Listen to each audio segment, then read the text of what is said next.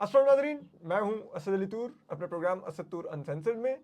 आपको मालूम है आज इमरान खान साहब की जो इद्दत की मुद्दत में निकाह के केस में जो उनको और उनकी अहलिया बुशरा बीबी को जो सज़ाएँ इस्लामाबाद की एक सेशन कोर्ट ने सुना रखी थी, वो आज अपीलों में कालेदम करार पाई हैं। और इस केस को कवर करने वाले जो सहाफ़ी हैं अली हमज़ा, वो हमारे साथ मौजूद हैं। इन्होंने पहला ट्रायल का फेज़ भी पूरा कवर किया, अब अपीलें भी पूरी इन्होंने कवर की हैं। अपीलों में जो ट्रायल चला, द नेशन के लिए रिपोर्ट करते हैं, बहुत अच्छे यंग जर्नलिस्ट हैं और बड़ा मेहनत से काम करते हैं। तो मैंने कहा ज़रा इनसे आपको सुनवाएं इस इद्दत में मुद्दत के इस गलीज़ केस की कहानी, और जो खावर मानिका की कलाबाजियाँ और जिनकी ख्वाहिश थी इमरान खान साहब को इस केस में जिसे कहते हैं जेल में रखने की, या उनकी और उनकी अहलिया की किरदार कुशी की, एक बड़ी शर्मनाक कहानी है। और ये केस एक लिहाज से पाकिस्तान की तारीख में एक बदनुमा तरीन, एक गलीज़ तरीन केस रहेगा। और जो कोई भी इस केस के पीछे था, ये सारी उम्र उनके जिसे कहते हैं ना माथे पर और उनकी आने वाली नस्लों के माथे पर भी एक दाग की सूरत में रहेगा कि उन्होंने पाकिस्तान की ख़वातीन की किस लेवल पर जाकर तजलील करने की कोशिश की। हमजा, आज सज़ाएँ कालेदम होगी, वो भी हाई कोर्ट की तरफ से जब डेडलाइन थी कि आपने इतने अरसे में किया करना है इसको। अब खावर मानिका के पास रिजवान अब्बासी भी नहीं थे जो पहले राउंड में लायक थे, ठीक है। और रिजवान अब्बासी का ताल्लुक जहाँ से है वो हम सब जानते हैं। इस्टेब्लिशमेंट के तमाम जो मर्जी के केसेस होते हैं उसमें बड़े अहम वकील होते हैं वो, प्रोसिक्यूशन की तरफ से, या इवन कि अगर जमात दावा हो तो फिर वो दूसरी साइड से हो जाते होते हैं, हालांकि वो भी पता ही है वो किस्म की तंजीम है। तो बहरहाल मुझे बताइए कि क्या हुआ ये अपीलों के अंदर, क्या ऐसा सामने आया कि जो पहले राउंड में सामने नहीं आया था और सजाएं हो गई थी, तो दूसरे राउंड में उसके बरक्स क्या सामने आया? थैंक यू असद भाई। पहले तो असद भाई, जो अपील का राउंड था पहला वाला, उसमें भी कुछ साबित नहीं आया था, कुछ भी सामने नहीं आया। अब देखें, जो केस था ना, वो केस था फ्रॉडुलेंट मैरिज का। ये आपके पास हम पहले जब जेल ट्रायल कर रहे थे तो ये बिल्कुल। डिस्कस कर चुके हैं कि 496 पीपीसी के तहत ये सज़ा दी गई है फ्रॉड की। मगर इस केस को शुरू से ही ऐसा लेके जाया गया है, जो उन्होंने अपनी दरख्वास्त दी है कि ये फ्रॉडुलेंट मैरिज जिसके अंदर इनको फ्रॉड या डिसऑनेस्टी प्रूव करनी थी, उसके बजाय ये शुरू से ही ख़वातीन के मेंस्ट्रुअल साइकिल्स में घुस गए, उनके पर्सनल मामलात में चले गए और इसको इद्दत का केस बना दिया गया।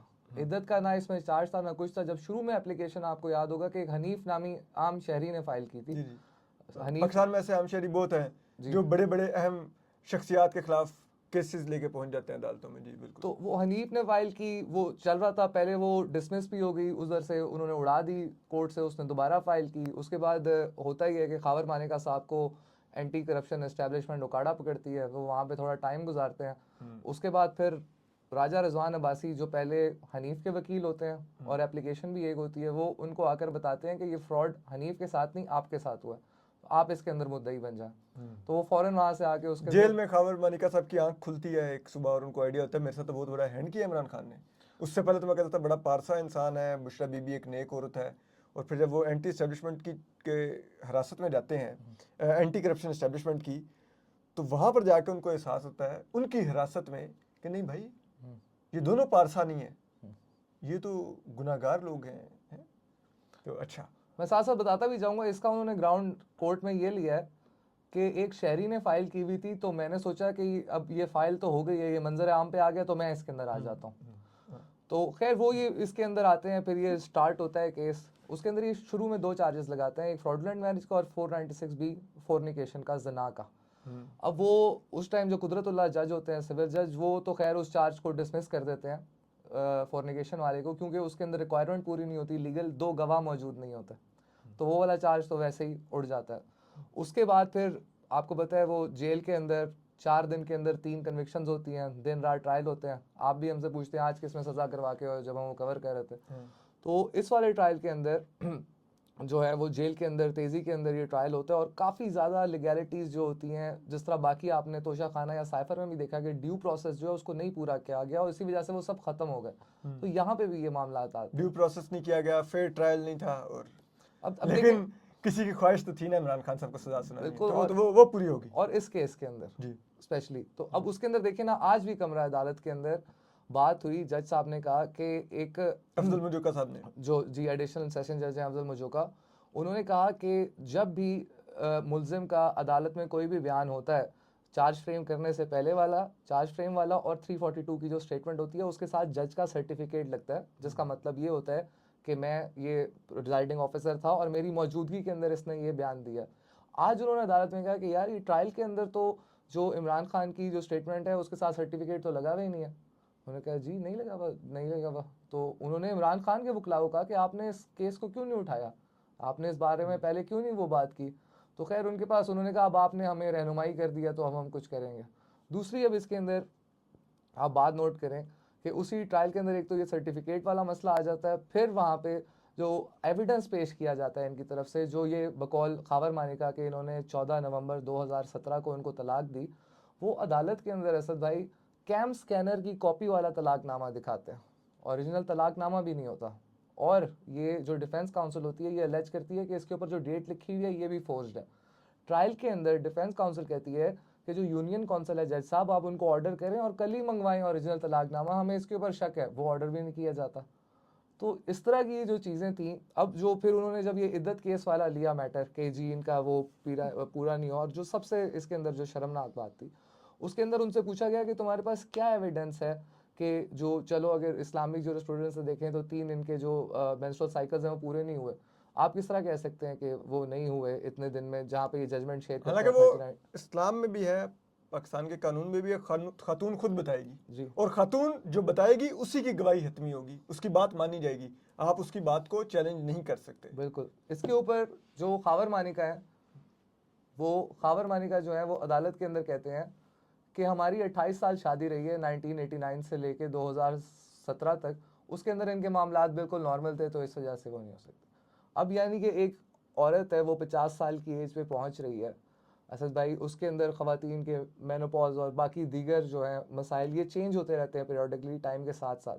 अब किसी का एक्स हस्बैंड या उसका भाई या उसका बेटा या उसका कोई भी, कौन होता है औरत के इस तरह के पर्सनल मामलात के ऊपर, जबकि आपने अभी बात की और ये दुरुस्त भी है कि औरत की राय इसके अंदर हतमी मानी जाएगी।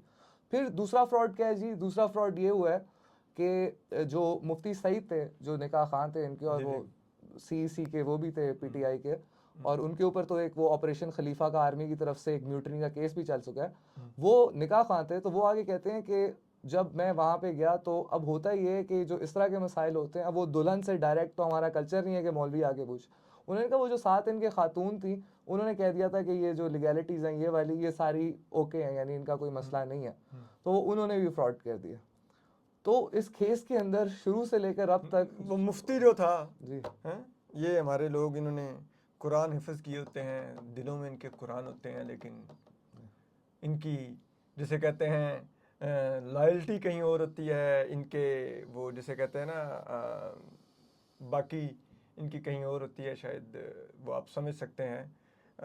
वैसे मैं इस हद तक मजहबी बातें करता नहीं होता, लेकिन कहते हैं कि जो यजीद की फ़ौज थी वो भी तिलावत कर रही थी उस वक्त, तो इन लोगों की भी इतनी ही तिलावतें होती हैं, इतने ही ये आलिम दीन होते हैं। एनीवे कंटिन्यू करें। तो एक ये मुफ्ती सईद की उसके अंदर स्टेटमेंट आती है, फिर उसके बाद जो है फ्रॉड के ऊपर कि उनसे फिर मगर ये केस फिर डाइवर्ट करके, और उस टाइम जिस तरह की जजमेंट आती है जितनी जल्दी जल्दी आती है, उसके अंदर वो आज भी याद है 51 पेजेस की जजमेंट थी, और उसके अंदर यही कि इद्दत पीरियड और ये और वो फलाना कि ये पूरा नहीं हुआ, ये पूरा नहीं हुआ, मगर फ्रॉड उसके अंदर भी कहीं पे इस तरह का ख़ास कोई बताया नहीं गया।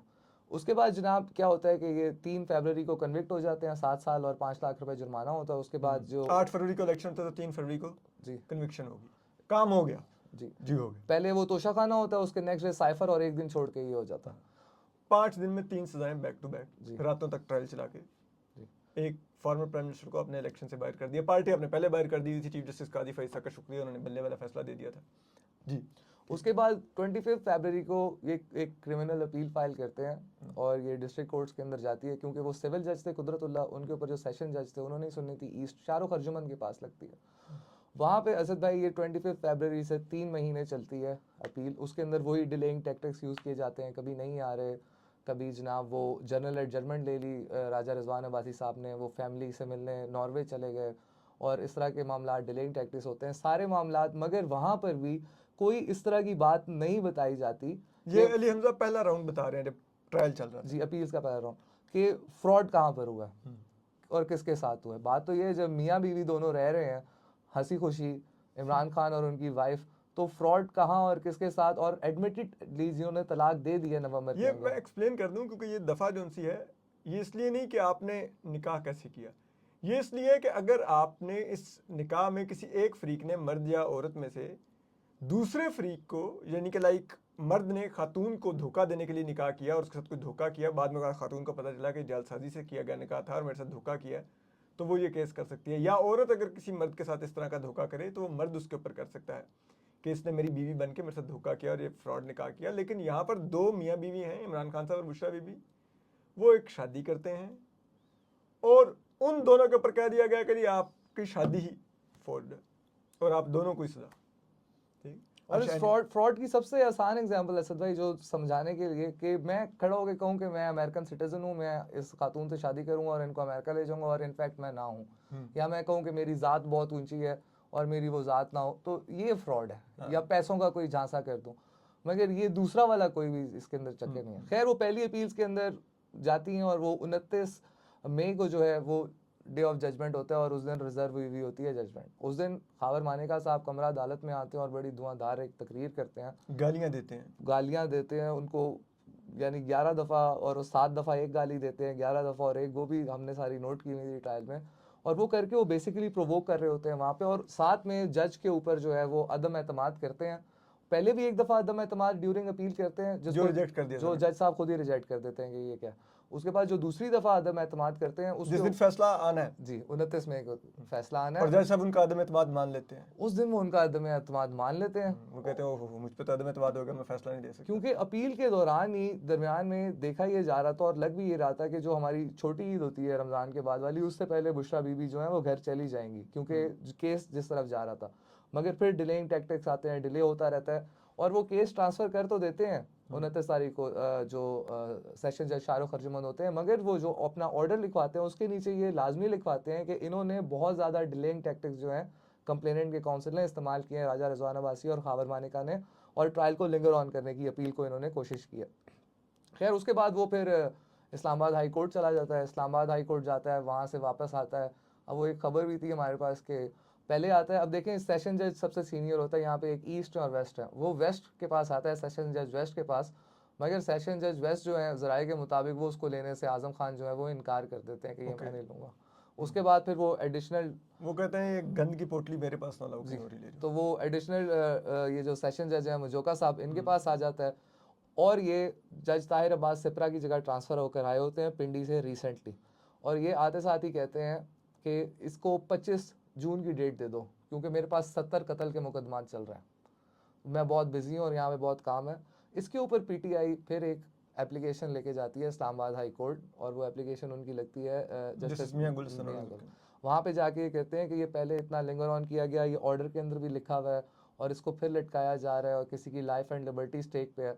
तो वहाँ पे फिर जो जस्टिस मियां गुल हसन औरंगजेब हैं वो उनको बाउंड करते हैं कि आपने विद इन 10 डेज़, ये है ये 17 जून की बात है, उनको ऑर्डर आता है कि विद इन 10 डेज़ आपने जो है इसको करना है, डिसाइड के मुअत्तल होती है डिसाइड, हाँ जी 426 सज़ा मुअत्तली को, और विद इन 30 डेज़ आपने पूरी वो जो अपील का डिसाइड करना। तो वो उनका 27 उसको आता है जून को फैसला इन्हीं जज के पास चलता है, और ये 426 की अपील जो है ये डिसमिस कर देते हैं, उड़ा देते हैं कि ये जो है वो काबिल मुअत्तल नहीं है, क्योंकि उसके ऊपर आप। अच्छा इसमें एक चीज़ आपको बता दूँ, अगर इमरान खान साहब की उस दिन सज़ा मुअत्तल हो जाती और बुशरा बीबी की, तो उस वक्त तक इमरान खान साहब किसी और केस में मतलूब नहीं थे, वो जेल से बाहर आ सकते थे। तो उस दिन उनकी सज़ा की अपील मुअत्तल नहीं की गई, ठीक है, और सज़ा मुअत्तल नहीं की गई। और अब जबकि ये सज़ाएँ कालेदम हो चुकी हैं, तो आज से 3-4 दिन कबल लाहौर में सज़ा दहशतगर्दी की अदालत ने इमरान खान साहब की 9 मई और जिना हाउस पर हमला केस में ज़मानत खारिज कर दी हुई है।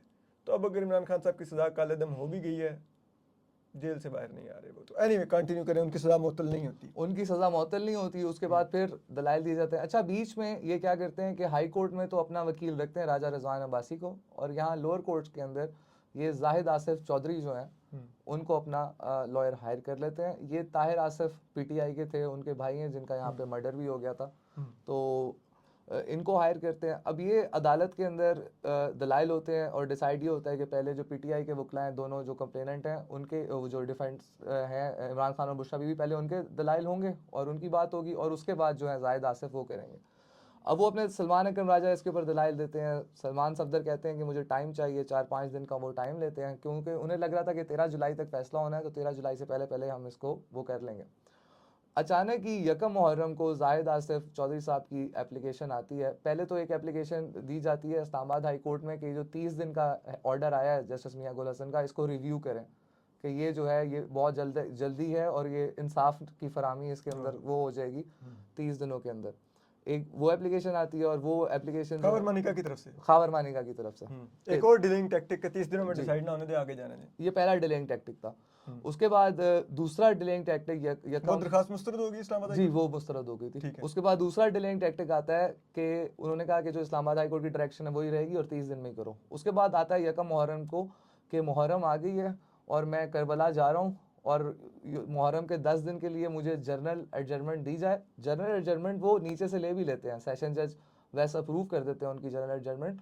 वो देते हैं कि मैं मुहर्रम के 10 दिन काम नहीं करता और मैं करबला जाऊँगा और रिलीजियस मामलात हैं, तो जर्नल एडजर्नमेंट दी जाए। इसके ऊपर फिर जो है वो पीटीआई के जो वकला हैं वो थोड़ा सरप्राइज भी होते हैं कि ये क्या हो गया हमारे साथ। फिर वो दोबारा जज साहब कहते हैं कि अब ये नीचे से तो आपने जज मुझे कहा कि नीचे से तो हो गई है, मगर मैं एक डायरेक्शन केस के अंदर हूँ, इसकी जो अप्रूवल है या इसको जो डिक्लाइन करना है वो इस्लामाबाद हाई कोर्ट नहीं करना। वो इस्लामाबाद हाई कोर्ट भेज देते हैं और इस्लामाबाद हाई कोर्ट उसको फिर डिक्लाइन कर देती है कि कोई आपकी जनरल एडजर्नमेंट नहीं है, क्योंकि एक डायरेक्शन केस चल रहा है, 30 डेज़ के अंदर आपने इसको ख़त्म करना है।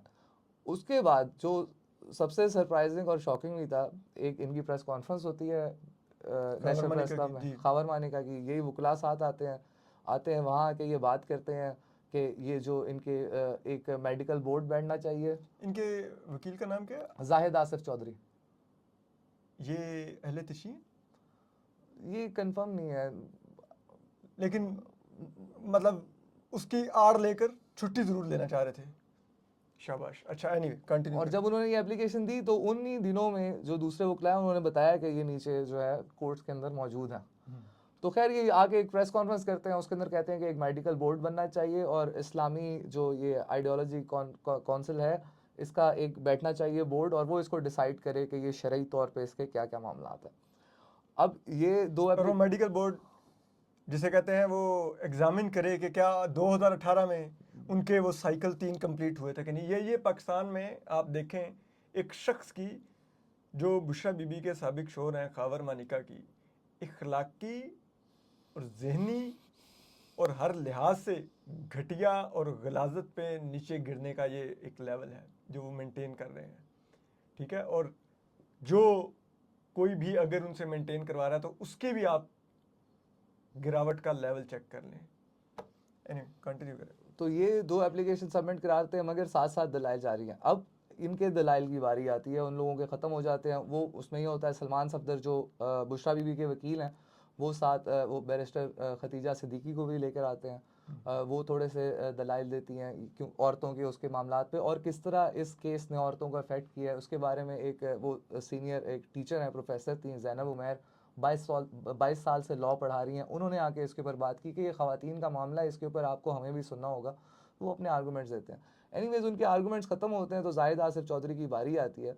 तो जाहिद आसिफ चौधरी ने जनाब पहले तो जो एप्लीकेशन देते हैं उसके ऊपर दलाइल होते हैं। उनके एक एसोसिएट थे इकबाल काकड़, वो आके दलाइल देते हैं और एप्लीकेशंस के ऊपर दलाइल देने के बजाय वो वहाँ पे असद भाई पूरे दुनिया के मीडिया को पहले झूठा करार देते हैं कि जो मीडिया है वो परसेप्शन बिल्डर होता है और वो एक परसेप्शन बिल्ड करते हैं। और पाकिस्तान के अंदर भी एक परसेप्शन बिल्ड की जा रही है कि इद्दत के अंदर निकाह हो सकता है और अल्लाह और रसूल का कानून नहीं है, और जो कोडिफाइड लॉ है या जो दुनियावी कानून है वो कानून है। खावर मानिका के वकील को भी मीडिया से मसला, फौज को भी मीडिया से मसला, चीफ जस्टिस कादी फाइसा को भी मीडिया से मसला।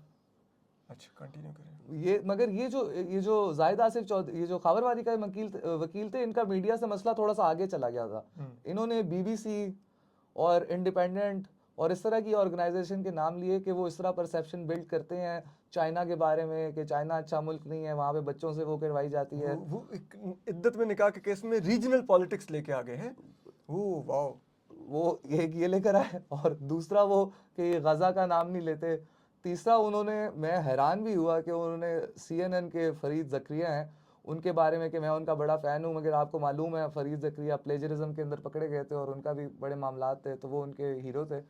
तो वो इस तरह करके कि मीडिया बहुत बुरे और मीडिया बहुत बातें करता है, और परसेप्शन मीडिया में ऐसे हुई हुई है कि हमारा केस जो है वो सही नहीं है, जबकि ऐसी बात नहीं है। तो वो वहाँ से मीडिया को ये तो फिर, मीडिया में परसेप्शन है ना, आप अंदर डॉक्यूमेंट्स में अपना केस साबित करने, वो तो जज होंगे क्या तो कहते करेंगे ना। डॉक्यूमेंट्स हैं। तो उसके बाद फिर वो ये भी थोड़ा सा कार्ड लेकर आते हैं, कोई मुझे नहीं पता ये बात करनी चाहिए कि मैं एक पख्तून हूँ और हमारे माशरे में और मेरी जो मोरालिटी है या और मेरी कम्युनिटी है वो इसको बिल्कुल अलाउ नहीं करती। अगर ये केस मेरे साथ होता तो मैं 302 में यहाँ खड़ा हुआ होता। ये वकील कह रहे थे मैं पख्तून हूँ, या खावर मानिका कह रहे थे? खाबर मानिका के वकील जाहिद आसिफ चौधरी के एसोसिएट थे इकबाल काकड़, वो इसके ऊपर तो दे रहे थे, तो वो ये वाली बात भी होती है बीच में। तो और मतलब माशाल्लाह जी वहाँ पर अपनी गैरत के मुजाहरे भी किए जा रहे थे। एक माजरत के साथ इतने बेगैरती वाले केस के अंदर गैरत के नारे भी लग रहे थे कि अगर मेरे साथ हुआ होता तो मैं 302 में खड़ा होता है। एनीवे कंटिन्यू करें। जी, ये मामला चलते हैं। उसके बाद जाहिद आसिफ चौधरी साहब जो थे वो एक और चीज़ लेकर आते हैं। देखिए वहाँ पे इन्होंने जितने दलाइल दिए ना 3 दिन, केस के ऊपर बातें बहुत ही कम हुई हैं। ये रीजनल पॉलिटिक्स, ये इस तरह की बातें, मजहबी बातें, ठीक है। और कि अब ये जो बात थी ये भी सरप्राइजिंग थी कि आपके बारे में जज मजोका साहब वीडियो सर्कुलेट कर रही हैं, मुझे फैक्ट चेक वाले भेज रहे हैं। और एक तो वो बात और भी हुई कि उन्होंने वहाँ पे कह दिया कि हमारे वो हैं उमर चीमा साहब सीनियर जर्नलिस्ट हैं, कि उन्होंने कल वीलॉग किया करने से पहले मुझे कॉल किया और मेरे से पूछा कि इस तरह के और केसेस हैं। तो उन्होंने कहा जी हाँ इस तरह के तो बहुत केसेस हैं और ये होता है, मगर ये केस इसमें बड़ी पर्सनैलिटी मौजूद है, इस वजह से ये केस जो है वो इसको हाईलाइट मिली है। उसके बाद जनाब कहते हैं कि एक मीडिया और साथ में कि जज आपकी ट्रोलिंग हो रही है, और आपकी ट्रोलिंग हो रही है और कॉन्टेम्प्ट ऑफ कोर्ट की प्रोसीडिंग्स आप नहीं कर रहे। क्या जो लोअर जुडिशरी के जजेस हैं उनकी कोई इज्जत नहीं है? इस्लामाबाद हाई कोर्ट के जजेस के ऊपर कॉन्टेम्प्ट ऑफ कोर्ट की प्रोसीडिंग चल रही हैं, आपकी झूठी वीडियोस बना के लगाई जा रही हैं, आपकी तस्वीरें लगाई जा रही हैं। जज कुदरतुल्लाह जो हैं उनको इतना मलाइन किया गया, ये किया गया, सब कुछ किया गया, मगर कोई कॉन्टेम्प्ट ऑफ कोर्ट की प्रोसीडिंग नहीं है। माय लॉर्ड ये क्या हो रहा है यहाँ पे? ये खबर मनिका के वकील जज को कह रहे हैं कि आप कंटेम्प्ट ऑफ कोर्ट करें जनाब, छोड़ें, इमरान तो अंदर पड़ा हुआ है, ठीक है, फिलहाल हम रीजनल पॉलिटिक्स देखते हैं, और जो आपके बारे में कोई अगर सोशल मीडिया पे कुछ कह रहा है तो उसको कंटेम्प्ट ऑफ कोर्ट करें। जी, तो इस तरह की सारी बातें हुई। उसके अलावा फिर ये वाली बात हुई, जज साहब बीच में, ये जो जज मजोका थे इनकी एक बात अच्छी लगी कि ये बहुत ज़्यादा होमवर्क करके आते थे। हमें ज़राए से पता चला कि फाइल्स वगैरह भी साथ लेके जाते हैं। और असद भाई 90% जजमेंट्स जो सलमान सफदर साहब, सलमान अकरम राजा साहब और इवन ये जाहिद आसिफ चौधरी साहब ये शुरू ये करते थे और जज मजोका उन्हें ख़त्म करते थे। उन्हें पता होता था और वो अपना होमवर्क करके आते थे। उन्होंने भी 3 से 4 सवाल बड़े पर्टिनेंट रेज किए इसके अंदर, मगर इनके पास, जाहिद आसिफ चौधरी की टीम के पास उनके जवाब नहीं थे। जिस तरह मिसाल के तौर पे उन्होंने एक सवाल किया कि आपने वहाँ पे माना ट्रायल कोर्ट के अंदर कि आप लोग हनफी स्कूल ऑफ थॉट के अंदर से हैं। अब खावर मानिका तो ये कह रहे थे ना कि मेरा रुजू का राइट ले लिया है तो मेरे साथ फ्रॉड हो गया। उन्होंने कहा आप हनफी स्कूल ऑफ थॉट से हैं और हनफी के अंदर अगर 3 तलाक़ें हो जाएं तो ऑटोमेटिकली रुजू का राइट रिवोक हो जाता है। यस। आप रुजू कर ही नहीं सकते, इसके ऊपर आप मुझे असिस्ट करें। उन्होंने कहा जी मैं इसके ऊपर आपको कल असिस्ट करूंगा। वो फिर कल नहीं हो पाया असिस्ट, वो कल आई नहीं है जी। फिर उसके बाद इन्होंने दलाइल दिए कि ये जो तलाकनामा है जो कैम स्कैनर के ऊपर है, फोटोकॉपी के ऊपर है, ये भी एडमिसिबल है क्योंकि जो वो फलाने लॉ के था। उन्होंने कहा आप क्या ये बात कर रहे हैं, यानी कि ओरिजिनल चीज़ ओरिजिनल होती है। और उन्होंने कहा कि मैंने उसके साथ मैग्नीफाइंग ग्लास के साथ देखा है कि डेट जो है वो फोर्ज नहीं हुई थी इसके ऊपर, और डेट जो है वो बिल्कुल ठीक है। उसके बाद फिर वही बात है कि वो उन्होंने एक दफ़ा कह दिया खावर मानिका ने, और हमारे साथ जनाब बहुत ज़्यादती हो गई है, उनकी वालदा की वफ़ात हो गई थी, और ये सारी काफ़ी इस तरह की चीज़ें करके। मगर केस से मुतालिक जज साहब को हमें ट्रायल के दौरान भी लगा कि जो उनके सवालात थे उसके अंदर उनको सेटिस्फाई नहीं किया गया। पॉलिटिक्स की बातें हुई, ये बात हुई कि ये परसेप्शन बिल्डर हैं। खावर मानिका तो एक आम आदमी है, उनके पीछे ना मीडिया है, ना सोशल मीडिया ब्रिगेड है, ना उनके पीछे और कोई है, तो वो तो अपना नैरेटिव बना नहीं सकते। वो तो एक सादे से आदमी है, तो वो यही कर सकते हैं और क्या कर सकते हैं। फिर वो जो खाबर मानिका ने कहा था कि मेरे गांव के अंदर तलाक़ें आम हो गई हैं इसकी वजह से और लोग निकाह के ऊपर निकाह कर रहे हैं। इसके ऊपर देखें एक और जो सबसे इंपॉर्टेंट बात 90 डेज़ की असद भाई, थोड़ी सी टेक्निकल बात है। जो हमारा पाकिस्तान के अंदर मुस्लिम फैमिली लॉ है उसका एक सेक्शन 7 है। सेक्शन 7 की रिक्वायरमेंट ये होती है कि जब एक शख्स अपनी बीवी को डाइवोर्स देता है तो वो यूनियन काउंसिल के चेयरमैन को नोटिस भेजता है और उसकी कॉपी जो है वो उस औरत को दी जाती है कि तुम्हें तलाक का ये हो गया। उसके बाद जो हमारा लॉ है 90 डेज गिने जाते हैं उसके बाद। ओके इन्होंने इस केस के अंदर वो किया ही नहीं आज तक, यूनियन काउंसिल के चेयरमैन को दिया ही नहीं वो नोटिस खबर मानिका ने जी। और उसकी कॉपी बुशरा बीबी को भी नहीं भिजवाई। अब बुशरा बीबी का तो क्लेम ये है कि मुझे तलाक इन्होंने अप्रैल 2017 के अंदर दे दी थी, उसके बाद मैं यहाँ रही, फिर अपनी वालदा के घर चली गई और उसके बाद हमारी जो है वो शादी हुई। ये कहते हैं कि मैंने इनको 14 नवंबर को तलाक दिया और वो 14 नवंबर साबित ही नहीं कर सकते क्योंकि इनके पास वो सर्टिफिकेट नहीं। और सर्टिफिकेट भी नहीं है और वो जो कैम स्कैनर की कॉपी है वो भी जो ये तलाकनामा लेकर आता है। अब इसके ऊपर ये भी आर्ग्यू हुआ, आज इन्होंने दलाइल ये दिए कि जो वो हमने जो ज़बानी तलाक है, जो ओरल तलाक है, वो सही नहीं है जो वो कह रही हैं और हमारे पास जो है वो डॉक्यूमेंट्री एविडेंस है, इस वजह से ये वाली तलाक जो है ये सही है। तो यानी काफ़ी ज़्यादा मजाका खेज किस्म की बातें हैं। मीडिया बाद में फिर आके जी के मीडिया, मैं लेगेसी मीडिया को नहीं कह रहा था, मैं सोशल मीडिया को कह रहा था। ये भी अदालत के अंदर बातें चली। आज बल्कि एक और बात भी हुई कि उन्होंने मीडिया को कहा कि मैं उसको कह रहा था, तो जज साहब कहते हैं कि ये मीडिया वाले बेचारे भी तो हमारे सीनियर चल रहे थे, साकिब बशीर वो वहाँ खड़े हुए थे, तो उन्होंने जज साहब को उधर से कहा कि मीडिया बेचारा नहीं है, हम बेचारे नहीं हैं, हम यहाँ पे अपनी जॉब करने के लिए आते हैं और हम जो है वो अपना काम करते हैं और बिल्कुल अनबायस्ड होकर करते हैं। इसके ऊपर जैसा आपने भी कहा जी काम तो सब करते हैं मगर हर बंदा अपनी अपनी जगह जवाब दे होता है, हम भी जवाब दें। तो उन्होंने कहा, साकिब भाई ने कहा कि ये बस ये जो वर्ड है ना बेचारा का, इससे लगता है कि कोई थर्ड क्लास बंदा, कोई गरीब और मस्कीन, इस तरह के अल्हम्दुलिल्लाह हमारे जो साफ़ी हैं वो कोई भी नहीं है, हम अपना काम करें, आप लोग अपना काम करें। तो ये वाले सारे वो उन्होंने आगे से कहा कि साकिब मेरा बड़ा प्यारा भाई है मगर मेरा नाम लिखना भूल जाता है कभी कभी। तो ये सारी बातें हो रही हैं मगर जो सवालात जो जवाबात मगर मांगे जा रहे हैं उस निकाह पर बात नहीं हो रही जिसका केस है। फ्रॉड नहीं बताया जा रहा कि फ्रॉड हुआ क्या। तो अब वो यही हुआ कि आज फिर 3 बजे तक के लिए जो है वो आज उनके दलाइल आखिरी थे, तो तकरीबन शुरू हुए वो 9:15 बजे और वो 12:15 बजे तक चले। सलमान अकरम राजा ने उस पर अपना एक रिबटल दिया 10-15-20 मिनट का। उसके बाद जजमेंट जो है वो 3 बजे तक के लिए रिजर्व कर दी गई। इसके दौरान काफ़ी ज़्यादा पीटीआई के वो आते रहे बीच में, जो लीडरशिप है ट्रायल के अंदर आती रही। आज भी जिस तरह ख़वातीन आई हुई थी, वो जरताज गुल थी, ये अली मोहम्मद ख़ान थे और काफ़ी इस तरह के लोग, वो सिमाबिया ताहिर थी, और तो ख़वातीन की भी काफ़ी तादाद देखने में मिली। और 3 बजे कमरा अदालत बिल्कुल खचाखच भरा हुआ था। हमारे बड़े दोस्त आए हुए थे, जर्नलिस्ट थे। खबर मानिका की साइड से कोई था फैसला सुनने के लिए? नहीं, खबर मानिका की साइड से कोई भी नहीं था और इनके भी जो मेन लीड काउंसिल थे उसमें उस्मान गिल साहब ही थे। और फिर 3 बजे जज साहब आए और उन्होंने फैसला सबसे पहले ये सुनाया कि जो 2 दरखास्तें थी वो उन्होंने पेंडिंग रखी हुई थी 3 दिन से मेडिकल बोर्ड वाली। सबसे पहले तो उन्होंने कहा वो जो 2 दरखास्तें हैं वो खारिज कर दी गई हैं। उसके बाद वहाँ पे बड़ी शाउटिंग और हुटिंग शुरू हुई। उसके बाद उन्होंने कहा कि ये जो अपील है ये मैंने मंजूर कर लिया और जो रोपकार है वो जारी कर दिया, अगर किसी और केस के अंदर ये मतलूब नहीं है तो इनको फौरी तौर पर रिहा किया जाए। तो ये बात फिर उसके बाद क्या पीटीआई के वकला के क्या थे, कारकुनों के क्या थे? वो वहाँ बहुत जोश में नारेबाजी ये वो करते करते वो बाहर निकले। फिर वो बाहर जाके रोड भी ब्लॉक थी और वो काफ़ी लीडर वो चढ़ गए, उन्होंने आमिर मुगल साहब ने तकरीर शुरू कर दी, तो वो सेलिब्रेट कर रहे थे और वो उनका जो था मामला अपना था। इसके अंदर असद भाई एक और स्टोरी ये थी कि आज अडयाला जेल में वो अलकादर वाला ट्रायल भी चल रहा था।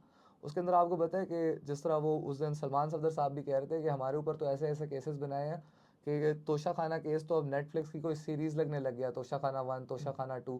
तो वो अब जो तोशा खाना 2 है वो जो रेफरेंस आ रहा है, आज जो इन्होंने पीटीआई के वकला ने अडयाला जेल में उसके ऊपर प्री अरेस्ट बेल जो है वो भी जमा करवा दी थी अडयाला जेल ट्रायल के अंदर और उसके ऊपर 15 तारीख के लिए नोटिस हो चुके हैं।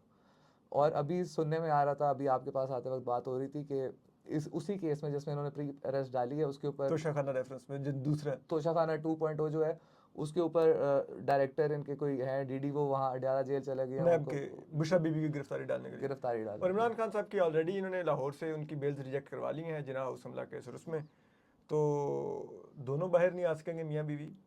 और बात भी है जब आपके कैबिनेट के रुकन राना सनाउल्लाह ऑन रिकॉर्ड कहते हैं कि हम हर तरीका अख्तियार करेंगे इमरान को जेल में रखने के लिए, तो वही हो रहा है। लेकिन अब देखते हैं कि कितना अरसा इसी तरह से केसेस से खेलते हैं और अंदर रखते हैं इमरान खान साहब को।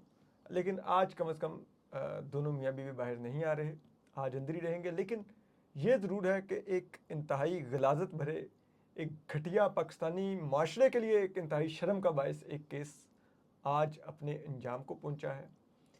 और ये केस सिर्फ बुशरा बीबी का नहीं, ये हमारी सबकी माँओं, बहनों, बेटियों की तजलील का केस था जो चला पिछले इतना अरसा। और इस केस के खालिकीन को पता नहीं उनके घर में कोई खातून नहीं, या उन्होंने किसी खातून से जन्म नहीं लिया कि उन्होंने इस हद तक गिरे। तो बहरहाल हम आपको अपडेट करते रहेंगे। अपना ख्याल रखिए। अल्लाह हाफिज़।